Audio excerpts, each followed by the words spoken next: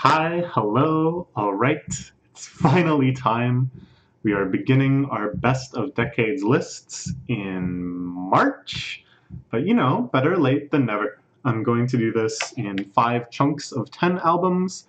I kind of wanted to do just one gigantic marathon video, but I think it'll go better and I'll be able to say more interesting things if I take a break and space things out. But yeah, without further ado, let's jump right into number 50. Aphex Twins' Syro, or Syro, a very unique album cover, first listing all of the tracks and their BPM, and then breaking down where the money will be spent if you buy a copy of the album. And you can see it's all just tiny fractions of a cent, covering things like the hotel in Seattle for the album playback meeting. And it goes off the page. I think there's, in the booklet or maybe on the back, it shows the complete breakdown of where all of this money is being sent, which I've never seen an album cover before since. So this is Aphex Twin's first album since 2003. So after 11 years of absence, he has this sudden return to form with a brand new full album of brand new tracks. It feels like he's on this quest for transcendence in the genre of IDM, intelligent dance music, a label that Aphex Twin always hated. So I probably should have come up with something else to call it here. He always thought that was a very stupid and pretentious genre name, even though he was one of the ones to really bring this type of music to popularity. I feel like this album is almost academic. The way that it lists the BPMs and how every track has like a mix associated with it. And yeah, the way that it breaks down the album's cost distribution, it all has this very above-the-board formality to it. And later, a few months after the album came out, he dumped a bunch of tracks onto SoundCloud that included alternative versions of pretty much every track on here, sometimes 2 to 3 times over with like adjusted BPMs. They would all have different mix names in the square brackets afterwards.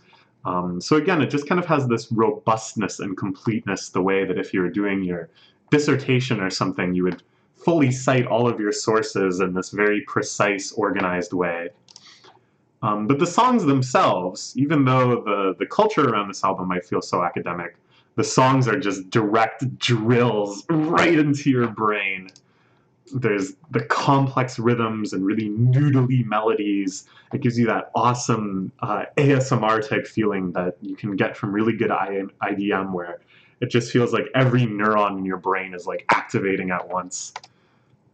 And there's these vocal samples that resonate so deeply, but like beyond emotion. You feel like these things that aren't quite saying words, but are recognizably human, although very distorted and pitched around, that they're expressing some very deep feeling. And that feeling somehow resonates within you without you even being able to name. Is it happy? Is it sad? It's so mysterious, so haunting, and so engrossing. And all of this has this urgent sense of like longing and discovery, that every track feels like it's reaching forward into some undiscovered IDM space. And this is an image that I thought of way back when I was first reviewing this album in 2014. But it's really stuck with me. I think of it pretty much every time I listen to this. That it feels like working all night on some project, on some big research essay or work term report or something. And you have like hundreds of tabs open, and all of them have some tiny fraction of an idea that you might or might not use. You're super caffeinated, you're super tired, your brain feels tightly wired together. And then it ends with this beautiful piano melody, Aisatsana, and it feels like the sun rising, and you finally resigning yourself to, I'm going to submit this is good enough. And closing all of those tabs, that extremely peaceful feeling that you get from closing tab after tab after tab. So it has the whole arc of this questing. So my recommended tracks from this one, Mini Pop 67, the Sourcefield remix. This was the first single from the album.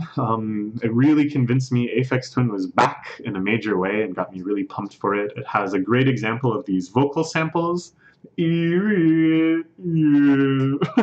Like, is this a happy sound? Is this a sad sound? It's indescribable. And this other one, Circlone T6A. Go away. Why would it go away? I don't remember what mix it is, but it's the mix that's on the album. Is more kind of a forward-pushing, less poppy, more kind of overdrive feeling with all of these amazing melodies and musical ideas rising and falling. Really cool album. Next we have E plus E, The Light You Gave Me to See You. This was the previous alias of Elysia Crampton. It's a pretty early work in her career, but already her really unique style of this multi-genre sound collage is seen here in a kind of a narcent form, very huge, very raw, but still containing all of the brilliance that would characterize her later work. So I would describe this as like a swirling panorama of radio songs, of the ad-libs of rappers sampled in isolation, the common synths of many different eras all woven together, the precise hits of like marching drums. It feels like the whole world, the essence of everything that has meaning to us, everything that's recognizable through our kind of shared cultural history has been sonified, has been turned into a little jewel of sound and placed into this sophisticated soundscape. My favorite, though, of all the sounds on this album is her kind of DJ tag that she drops at the start of a few of the tracks, where she just goes, E, E. I don't know what it's sampled from, but I think of that meme. It's like Markiplier's face, and it says E. And I don't know, I'm kind of joking, but when I hear it, I get like actually super pumped because I know an amazing track is just starting. So these big sound collage panoramas are contrasted by these super minimal remixes of things like Rihanna's hook from a Drake song, just kind of overlaid atop soft piano, or a cover of a John Mayer song, again, just very sparse and isolated. And these are really haunting, really beautiful. And even though the lyrics are so kind of poppy and cliche, I find that they really resonate with me, that we're hearing, you know, not just what the song actually sounds like, but what it would sound like if you were really deep in the depths of the emotions that the track was conveying, like what it sounds like after you've been drinking all night and you're crying and listening to it on your cell phone speakers or something, how it sounds to you then. But the most amazing part of this album is the transitions between these two modes. There was an experience I had. I was walking to work one day. It was kind of foggy out, really misty. I was kind of navigating some intersections and stuff. And it went from Sword, which is the remix of a Rihanna's hook, to Big Fire, which is one of these big multi-genre collages. And I had this mind-blowing moment where suddenly all of the world was stripped of its meaning.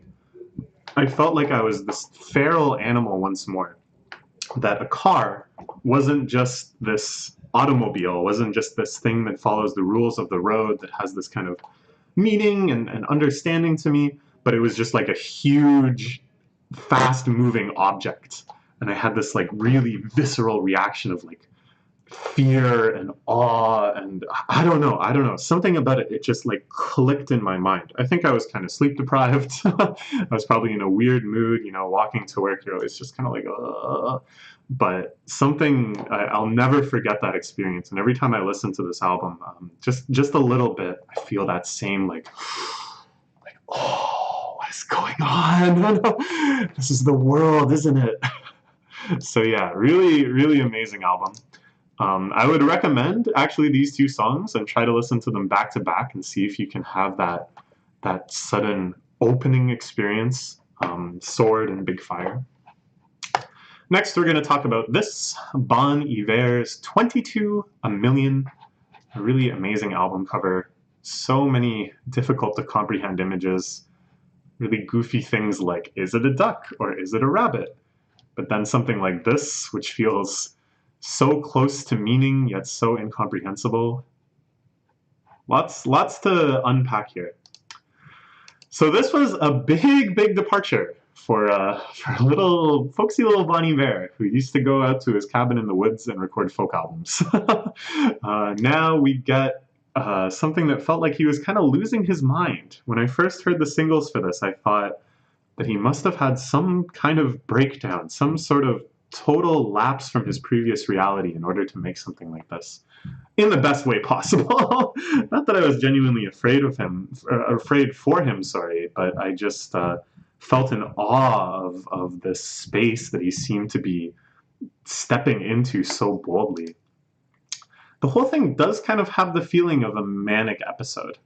And I feel like it's mostly about this idea of the crisis of atheism, that if you've been religious most of your life and then you start to confront the idea that, hey, maybe there is no God, I think a lot of the times this is characterized with sort of like a smugness, like that Reddit copy pasta of in this moment I am enlightened, that it's this big, beautiful thing that you've cast aside the illusions of whatever religion you believed to in before.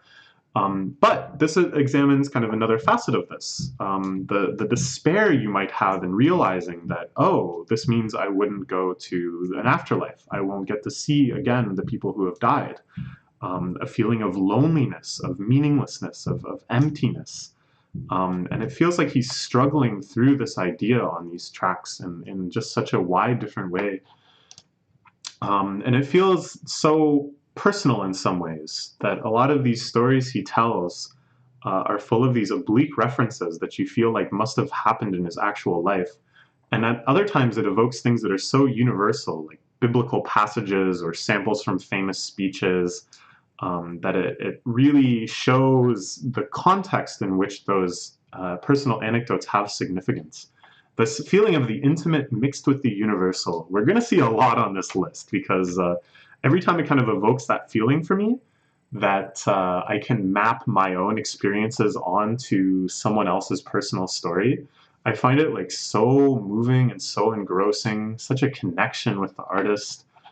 It's really what I look for in art, maybe more than anything else. The sound on this thing, though, as I said before, big departure from his acoustic folk stuff. It's amazingly innovative. There's like heavy auto-tune usage and crazy distortion, these ghostly vocal samples, irony fractal saxophone where it sounds so cheesy and cliche and tongue-in-cheek, and yet it's used so sincerely and brilliantly. Intentional artifacting? I don't know. For some reason, I was blown away by this. There's a part on one of the songs, I can't remember what it's called right now, something Apartments or something, where he intentionally cuts to a mix of the song that has been compressed really badly and is like at a much lower bit rate. So it has this like artifacting. And when I was younger, I used to get a lot of joy, and I loved experimenting with intentionally transcoding songs into really low bits per minute, just because it sounded so crazy and cool, and it had these kind of signature distortions and kind of like underwater feelings and stuff. So when I heard that emerge like as an intentional songwriting feature, it's just I was so excited. It's like a little personal musical fetish for me. Sometimes it'll cut to shockingly traditional instrumentation for just juxtaposition, and all of this swirls around Justin's extremely rich, extremely powerful vocals. And there's like a million other things too. Every track is so dense with just creative ideas, experiments, trying to build something entirely new, an entirely new genre. And ultimately, I think this is a very warm message, one of hope, that at the end it kind of feels like this crisis is over, that even though there might not be a perfectly satisfying resolution to this painful realization of aloneness on the cosmic scale, it feels like he is now at peace, at least, that he has calmed down, at the very least. My recommended tracks are 33 God. This was one of the first singles. This is the one that really convinced me this could be something special. There's a cool music video for it too. And 8, Circle. I really recommend listening to the previous track before this, which is called like Moon Water or something. The feeling of that track breaking into Circle, which is so much like calmer, it just feels so open and settled. It's really wonderful. Both extremely powerful tracks, so dense with meaning, just so sonically interesting. Next, we're going to talk about Chance the Rapper's coloring book. And this is, of course, a gigantic, colorful, soulful expression of the wonders of Chance's life. He's got that signature style, you know, sweet, sentimental, slice-of-life rap with cheeky, fun flows, and it's in full effect here. I feel like he just gets better and better at this. Let's not talk about his latest album. But in general, he gets better and better at this. Despite that, though, despite him being so comfortable and expert in this mode, he's really adaptable, too. Throughout this album, he puts his own spin on many, many other genres, many other modes of hip-hop, many other like eras and regional variants and stuff. And it feels like he really appreciates what makes that type of music fun and exciting, too. That he's very much most a fan of everything he's doing and just wants to bring out the joy he feels in all these different styles. Of course, fitting with this, there's a stellar suite of guests, and they're given their chance to shine as well. We got Lil Wayne, 2 Chainz, Lil Yachty, Future, Jay Electronica, and even Thugger himself are all giving like S+, super try-hard, bringing out their best performances, and everything is perfectly in sync with this overall attitude that Chance is trying to bring out. It's really endearing to see people like Lil Yachty, who's kind of like a shit poster in many ways, or Thugger, or Lil Wayne, whose performance quality varies so much, to have all of them come together. I didn't even mention Justin Bieber. To have all of them come together and try so hard to share in Chance's enthusiasm for the music they're making. It's a beautiful thing. And after you kind of bond in these fun moments and kind of get all hyped together, the more sentimental and somber tracks, they hit really deep. You really understand Chance's pain, his sense of loss, on some of the more memoriam type tracks, and it gives the thing, you know, it's not just all bright and happy colors, but it's the full spectrum of life. But then after that, there's these gospel elements, the feeling of people coming together to celebrate Jesus and the eternal redemption of heaven, and how everyone will come back together. It's beautiful. It's very consoling. And even us atheist scum, even those of us who listened to 22 A Million and finally got used to the idea of no God, you find it pretty comforting to hear all of them celebrating God. It's a difficult kind of mixture, but sure. After all this, it really feels like Chance is like your close friend, that you've shared good times together, you've shared struggles together, you've developed like a library of inside jokes and stuff. You feel like buds, and it's really nice.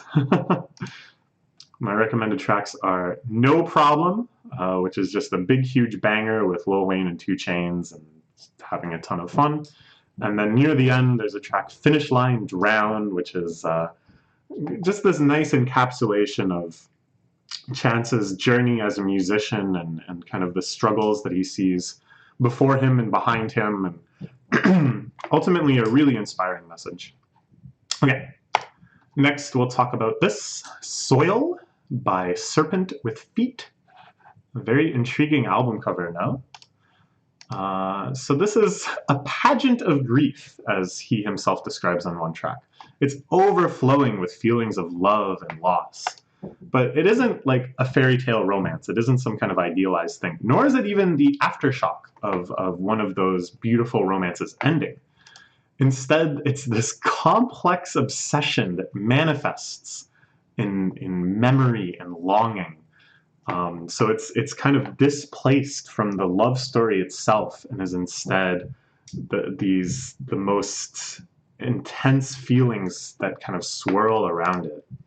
It's a smorgasbord. Oh no, I use the word smorgasbord later in these slides. I don't want to use it twice. That's a once per PowerPoint only word. I didn't notice that. Okay, anyways. It's a smorgasbord of poetic imagery, all centered around this unheard character of the beloved person, this person that Serpent with Feet is pining over, never really gets a voice, never gets a name. We don't learn very much about him. But everything centers around him, everything outlines him and points to him. It's kind of even unnerving at times. And I really think that it's not supposed to be a wholly sympathetic speaker or even a reliable speaker, but that instead we're supposed to be a little skeptical of what's being said in these songs, and instead more just appreciate like the depth of this character rather than necessarily fully relating to it. And it feels like the role of the other, this unheard beloved character, is really being idealized, and in sort of a limerent fashion. And if you don't know this idea of limerence, I highly recommend looking it up. It's quite interesting. It's kind of like a psychological phenomenon that happens to some people, where they kind of become obsessed and idealize someone else. Become obsessed with, sorry. Yeah, it's pretty neat, and I recommend kind of learning about it and using it as a gateway to empathize with the poetic speaker of this album. I don't recommend experiencing it. Not at all. But just when it reaches this kind of peak of like dysfunction, where you feel almost alienated from the poetic speaker, there's a little bit of tongue-in-cheekiness. There's a little bit of self-awareness and jokingness that keeps you kind of on the same page, keeps you not too freaked out. Things like, I don't want to be small, small, sad. I want to be big, big, sad. One of my favorite lines on the whole album, I think, encapsulates both the speaker's attitude and the sort of playfulness around it. So despite all these contextual complexities, the lyrics really resonate deeply. And I think even if you haven't had this sort of limerent episode, you might find that you do have feelings that if you exaggerated them enough, if you took them to kind of an obsessive level, that they would really mirror the sort of feelings being described on here. And so it takes on this almost feeling of eerie premonition of these are forces that lurk deep within myself as well, that I never really recognized before. And all of this is expressed through his performance and the production around it that I really can't describe in words. This feels like a cop-out, but I really don't know where to start. And I feel like if I describe it, if I try to pin it into one genre or another, or try to describe a certain mood it has, that I would do disservice to it, that I would make people think that they are predisposed to like it or dislike it, when really I think it should be engaged, like everyone should give it a try or whatever, just because it is so unique. So, you know, it's a bit of a cop-out, but I only have a slide to work with here. So my recommended tracks. Oh my god, this is so annoying. Is there a way to just turn this off? What does this do? No, that's not what I want. Options? More? No? Okay, well, no.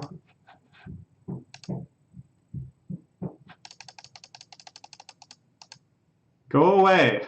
Anyways, my recommended tracks are Whisper, the opening track, I think is absolutely beautiful and really quite touching. It seems to be really conveying a lot of sympathy and empathy and understanding to this unseen beloved character.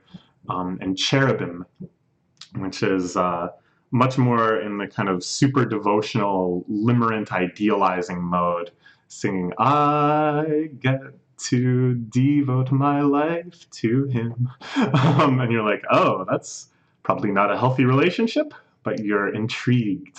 You need to learn more. Okay.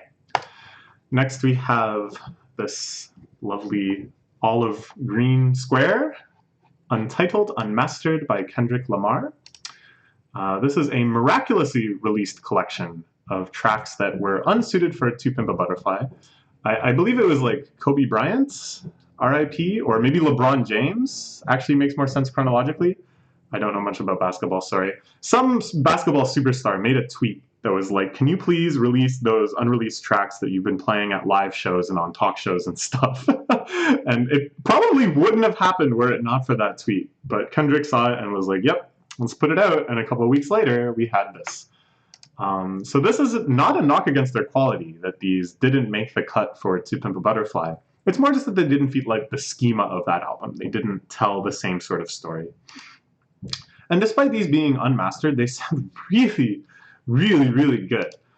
There's these awesome jazzy beats, and it has this great feeling of being like a session, that it's just musicians in the studio recording live, Kendrick rapping over top of them. I'm sure that's not how it was actually performed, but it has that kind of freedom to it. It has that energy of collaboration and creativity in the moment.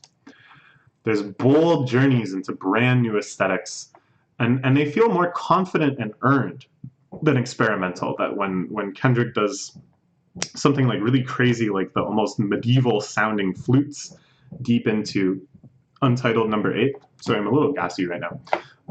It doesn't feel like he's just doing it for the sake of being weird and for doing something different. It feels like it's super confident that he had been researching this sound the whole time, just looking for an opportunity to use it. And on top of all of this, even though this seems like kind of one of his more out there albums, there's some extremely catchy poppy bangers too. It's got something for everybody. And on here, I feel like Kendrick finally proves he's physically incapable of writing a bad verse. Like, we knew this to be true, but given that he normally releases just immaculately crafted albums that have put tons and tons of work into them, the fact that these kind of B-sides that weren't even intended to be released still are just wall-to-wall amazing verses is just completely undeniable proof of the depth of his talents.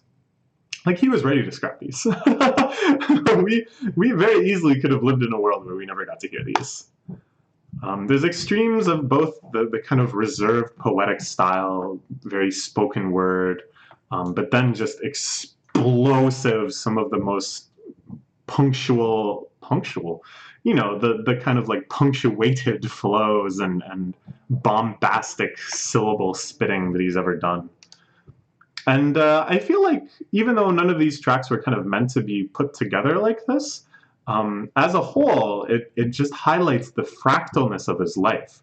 That he has all of these disjoint situations going on, problems, memories, struggles, successes, and the fact that all of these are kind of put back to back to back doesn't just seem like contradictory or kind of a weird juxtaposition, but paint this really disjoint portrait of his life.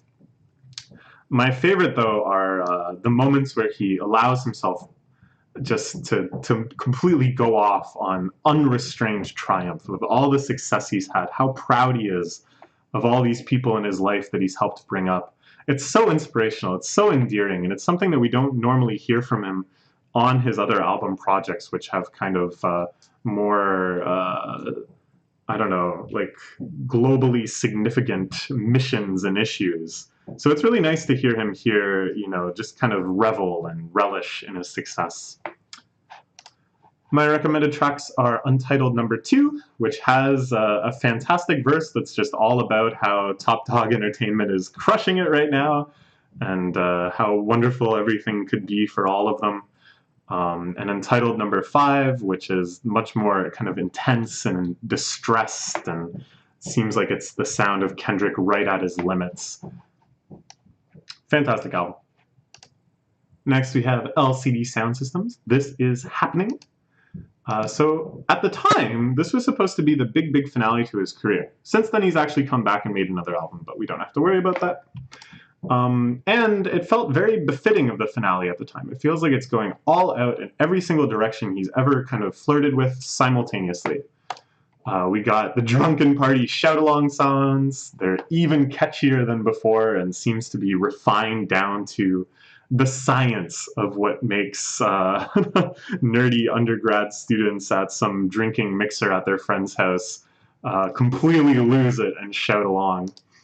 There's the big structurally defined bangers, you know, ones that segue from like the quiet section to the loud section that have all these different hooks and bridges and choruses and verses that kind of move through these big arcs of building up synths and taking them away.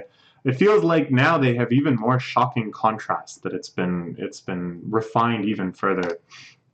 There's the hallmark irreverent rambly tracks where he just goes on and on about whatever is on his mind, and there seems to maybe be some sort of cohesive thesis, but at the same time it seems more of like a rant or a dump. They're even more unhinged and even more fun. And the tributes to his musical heroes feel all the more heartfelt and kind of all in, where he doesn't seem to have the pretense anymore that he's doing anything but paying homage to David Bowie or to David Byrne, who loves Davids, or whoever, really saying, this is my take on your music. This is what I think is great about what you did. And in the end, when he kind of goes on his sentimental journeys to the heart of New York, to his home, to whatever, it feels like they go even deeper, that he reveals even more of the vulnerable parts of himself. It really did feel like a final goodbye. And then, of course, he came back, but whatever. So an oeuvre marked by intertextuality and anxiety and self-deprecation, where he's always paranoid about the kids coming up behind him and not being able to live up to the legacies of his heroes, and listing off all the bands that he loves, and all of this other kind of sense of appreciation but self-deprecation. It accumulates in what I think is a very fitting and beautiful finale, where he just does his best to enter into those hallowed halls himself. He says, I am just going to do my best to make something great too. And he did. And the feeling of listening to this, as a huge fan of his previous album, The Sound of Silver, I really, at the time, I thought this was it. I thought this was the last LCD Soundsystem album. And the feeling of listening to what I thought was the end of his career, it was pretty amazing. It was a pretty beautiful, touching feeling. But then he came back anyways. Oh well. My recommended tracks are All I Want, which is just David Bowie's Heroes. and I'm sure he would be the first to admit it.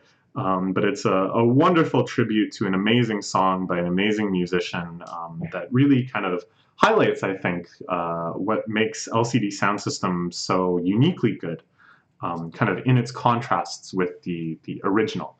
And you wanted a hit, which is more of these big structurally defined bangers, full of self-deprecation, full of kind of in-jokes, and then crazy synth experiments, and all of it accumulating across all of these gigantic waves. It's just mind-blowing. It's fantastic.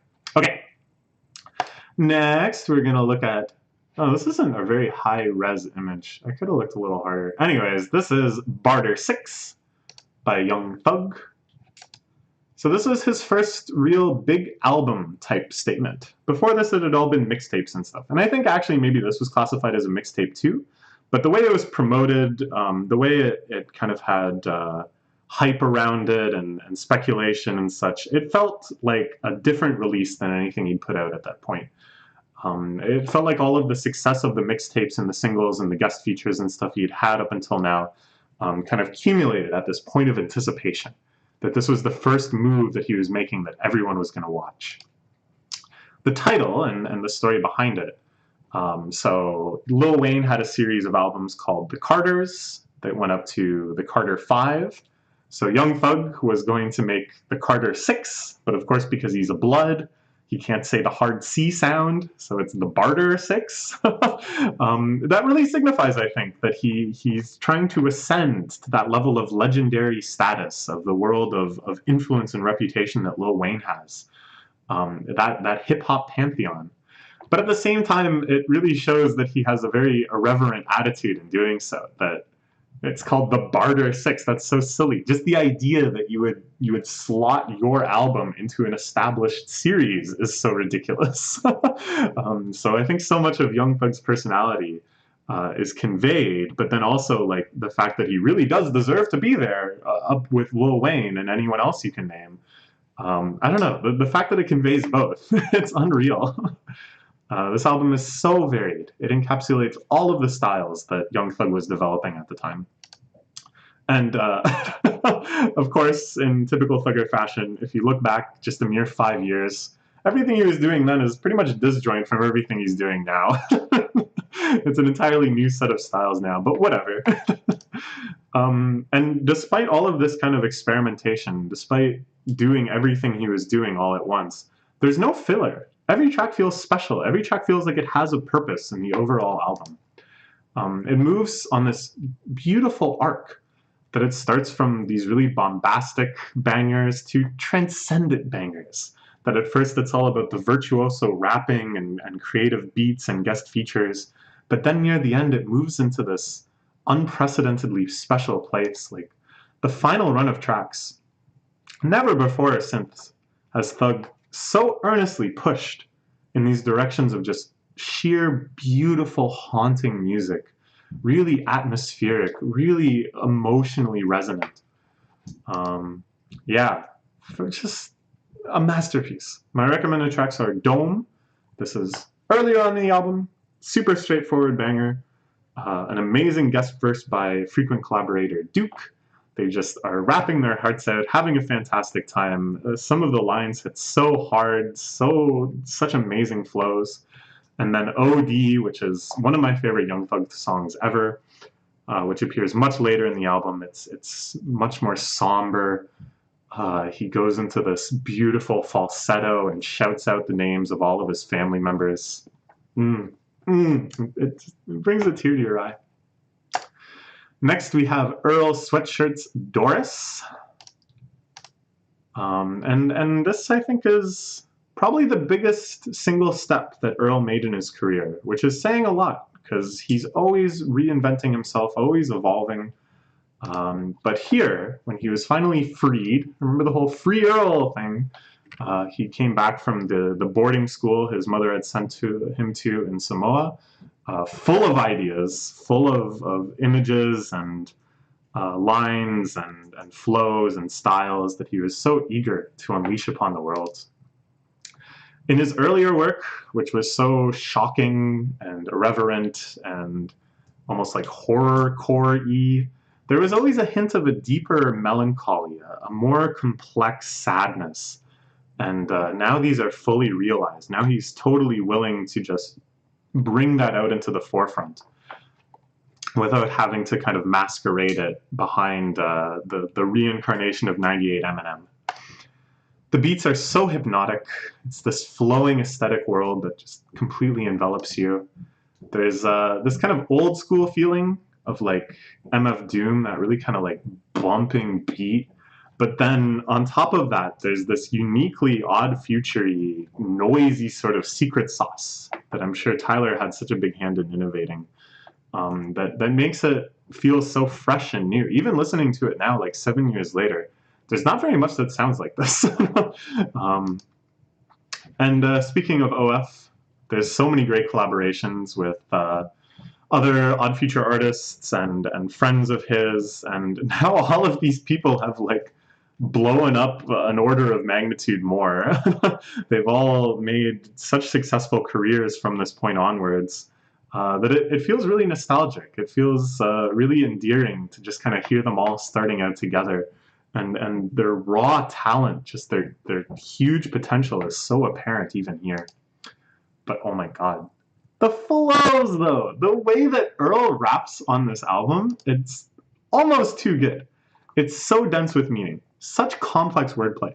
So many intricacies of rhyme and alliteration. Like, the only person that I can think to put on this level is MF Doom himself. And it's delivered so smoothly. You'd be forgiven if it just kind of flows right through you. And you can't even comprehend the meaning of everything being said because his rapping is just too hypnotically good.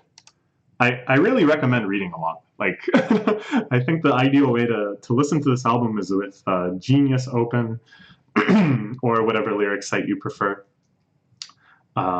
Making sure that you actually get up to speed with everything happening.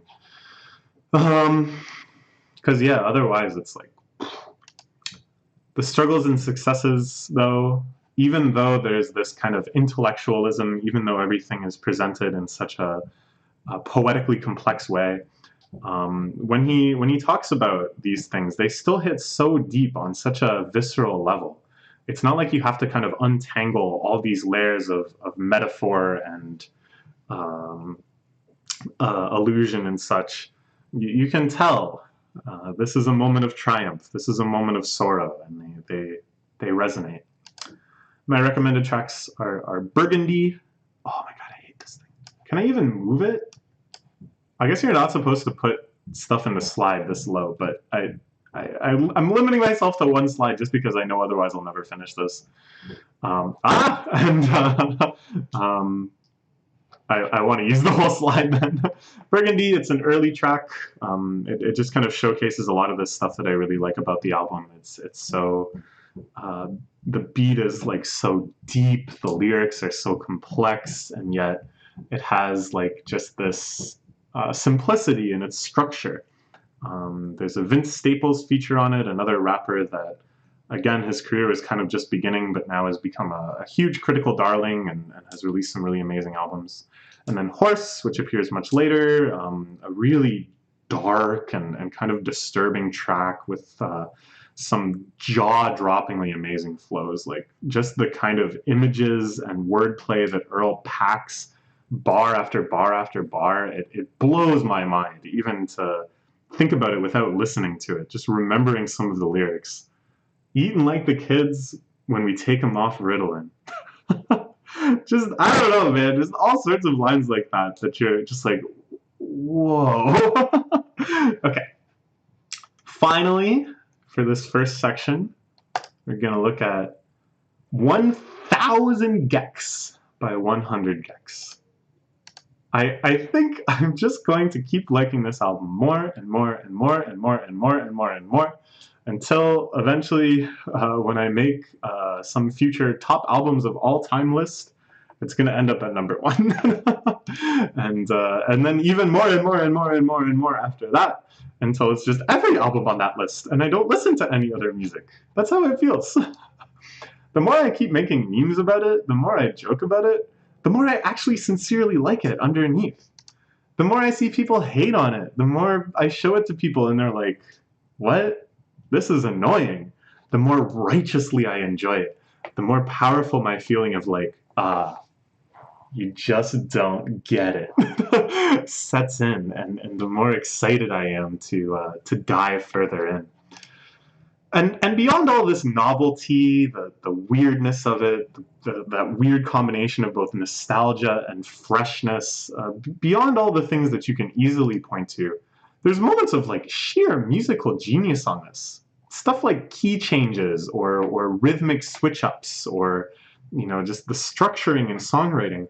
Stuff that would be appreciated just as well, probably actually a whole lot more in other contexts or genres. Like if they had just written normal music with the same songwriting sensibilities, I think people would be, I don't know, they'd be much more ready to appreciate how good this actually is.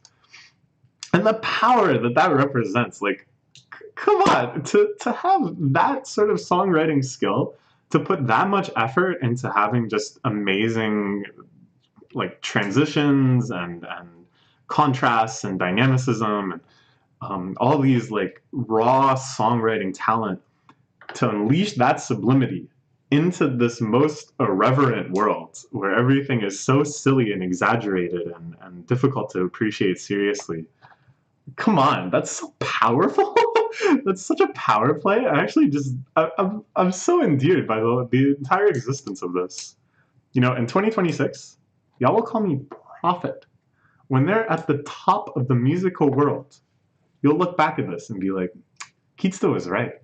Actually, it's already happening. Like, since I made these slides, they released their ringtone remix with Charlie XCX and Caro Caro Bonito and Rico Nasty, like really high-profile artists, like fairly mainstream artists.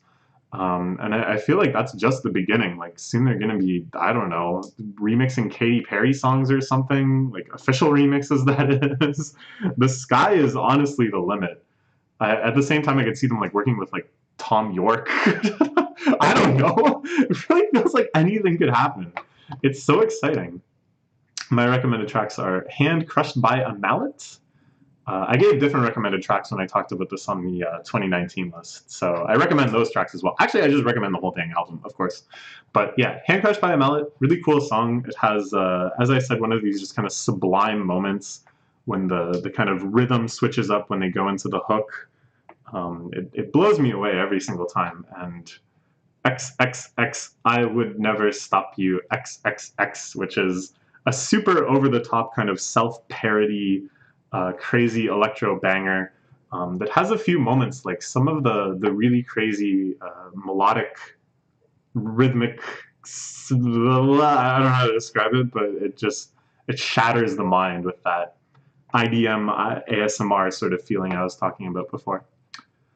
Okay, that's the first batch of 10. It took me 45 minutes, so I'm really glad I'm going to take a break and space this out, because we got a whole lot more music to talk about. Here's a sneak preview of part 2. Wow, looks exciting, huh? Okay, bye.